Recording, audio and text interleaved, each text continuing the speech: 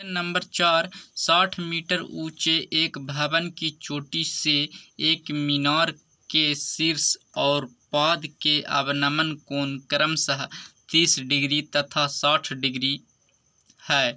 मीनार की ऊंचाई कितनी है? तो देखिए इसमें बोल रहा अवनमन कोण।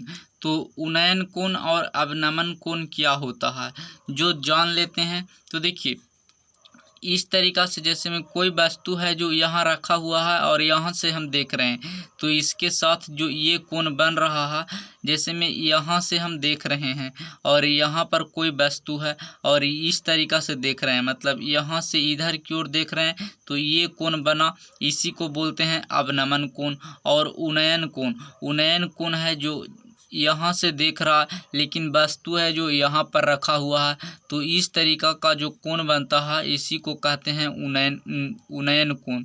तो ये जो बना, जो उन्नयन कोण बन गया, ये और ये दोनों रेखा के बीच का जो कोण बना है जो उन्नयन कोण हो जाएगा, और ये है जो अवनयन कोण हो जाएगा। इस तरीक़ा से बनता है।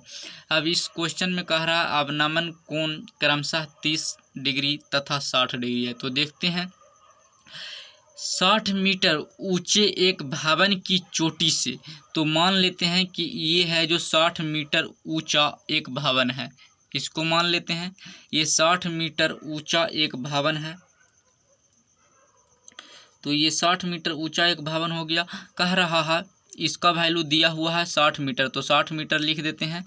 कह रहा भवन की चोटी से, तो यहाँ चोटी हो जाएगा भवन का, एक मीनार के शीर्ष और पाद, तो एक मीनार कह रहा है तो मीनार बनाना पड़ेगा। तो मीनार है जो इस तरीक़ा से बना लेते हैं, और इसका बोल रहा है शीर्ष और पाद, तो पाद हो जाएगा जो नीचे वाला हो जाएगा, शीर्ष ऊपर वाला को कहते हैं। तो मीनार के शीर्ष और पाद का अवनमन कोण, मतलब इस तरीक़ा से ये जो कोण बनेगा, यहाँ से देखने पर जो ये कोण बन रहा है, यहाँ से देखने पर इसको इस तरीक़ा से जो कोण बन रहा है, और ये भवन की चोटी से यहाँ पर देखने पर, इसका पाद पर देखने पर मीनार के जो कोण बन रहा है, दोनों का कोण दिया हुआ है, जिसी को बोल रहा अवनमन कोण। और इस तरीक़ा से मिला देंगे इसको, तो जो ये कोण बना है इसको कह रहा है 60 डिग्री, और ये जो कोण बन रहा है यहाँ पर, इसको इस तरीक़ा से मिला लेंगे यहाँ पर, तो ये जो कोण बना है इसको बोल रहा है 30 डिग्री। तो ये जो 30 डिग्री है जो पहले दिया हुआ है, और यहाँ शीर्ष है जो पहले है, तो शीर्ष के साथ बना है जो 30 डिग्री हो जाएगा, और पाद है जो बाद में है और 60 डिग्री बाद में है, तो पाद से जो कोण बना है जो 60 डिग्री है। इस तरीक़ा से हो जाएगा। इसको में इसका फिगर है जो इस तरीक़ा से बन जाएगा। कह रहा है मीनार की ऊंचाई कितनी है, मतलब जो ये मीनार है इसका ऊंचाई पूछ रहा है, तो मीनार का ऊंचाई पूछ रहा है, यहाँ से यहाँ तक हमको पूछ रहा है, और हमका वैल्यू है जो पता है भवन की 60 मीटर ऊंचे भवन की, एक भवन का हमको ऊंचाई पता हुआ है, मतलब यहाँ से यहाँ तक का ऊंचाई है जो हमको पता है। अब इसको नाम देते हैं ए, इसको दे देते हैं बी, यहाँ पर, यहाँ सी, यहाँ डी और यहाँ ई। इसको सोल्व करना है, और इसका जो यहाँ से ई और डी का जो बीच का दूरी है जिसको पता करना है। तो देखिए कैसे पता करते हैं जो, तो सबसे पहले हम देखेंगे कि जो यहाँ से यहाँ तक का दूरी है, जो यहाँ से यहाँ तक का दूरी हो जाएगा, और जो यहाँ से यहाँ तक का है जो यहाँ से यहाँ तक का हो जाएगा। तो इस तरीक़ा के क्वेश्चन को हम ऐसे देखेंगे, जो बराबर है उसका हम डायरेक्ट निकाल लेंगे, मतलब यहाँ से बी और सी का वैल्यू हमको पता चल जाएगा, तो हम कह सकते हैं कि ई और डी का वैल्यू पता चल गया। तो इसको सोल्व करने के लिए हमको क्या करना पड़ेगा, तो सबसे पहले हम ये देखिए ये जो त्रिभुज बन रहा है ये 60 डिग्री का, यहाँ से यहाँ तक का जो ये कोण बन रहा है 60 डिग्री वाला, इसको से सोल्व करते हैं।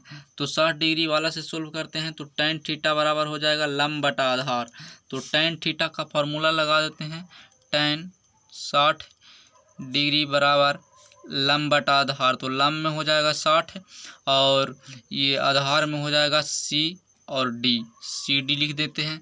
और tan 60 का मान होता है √3 और √3 हो जाएगा, और ये हो जाएगा 60/CD।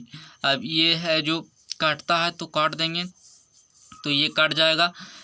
ये 60 लिखा हुआ है जो 20 और गुना 3 लिख सकते हैं इसको इस तरीक़ा से, और ये है जो इसको से कटेगा तो हो जाएगा यहाँ पर √3 बच जाएगा सिर्फ, क्योंकि √3 गुना √3 3 होता है, तो ये 3 है तो √3 से √3 कट गया तो 1 √3 बच गया, तो CD = आ जाएगा 20√3। तो ये CD = 20√3 आ गया। तो यहाँ कह सकते हैं कि ये वाला जो वैल्यू है जो 20√3 हो गया, और CD का ही बराबर है BE, तो BE का वैल्यू पता चल गया।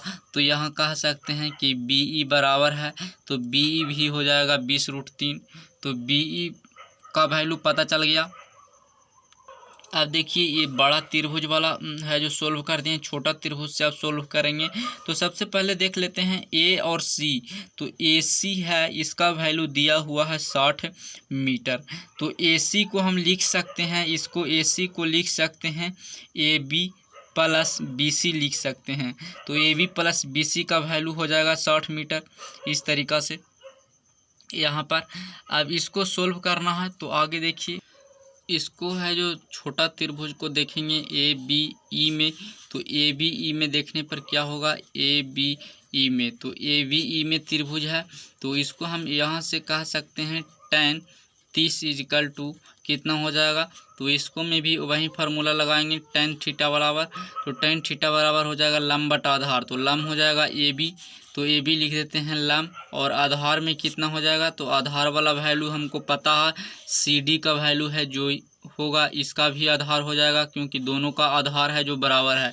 तो यहाँ हो जाएगा 20√3, और tan 30 का जो मान है जो 1/√3 होता है, और यहाँ पर AB का वैल्यू हमको पता चल जाएगा 20√3, यहाँ बटा में है, √3 से √3 काट गया, AB का जो वैल्यू है जो आ गया 20, तो AB का वैल्यू 20 आ गया। तो देखिए AB यहाँ से यहाँ तक है 20, तो ये 20 मीटर हो जाएगा, और पूरा यहाँ से यहाँ तक है 60, तो ये जो BC है जो 40 हो जाएगा। तो 40 और 20 हो जाएगा 60, दोनों को ऐड करेंगे तो देखिए यहाँ से यहाँ तक का दूरी और यहाँ से यहाँ तक का दूरी दोनों है जो आपस में बराबर है, ये वाला और ये वाला। तो इसको हम कह सकते हैं कि ये 40 हुआ तो ये भी 40 हो जाएगा। तो इसका मतलब है कि इसका सही आंसर है जो 40 मीटर हो जाएगा। तो इस तरीक़ा से इसको सॉल्व कर सकते हैं, जो ऑप्शन नंबर C में दिया हुआ है 20 मीटर।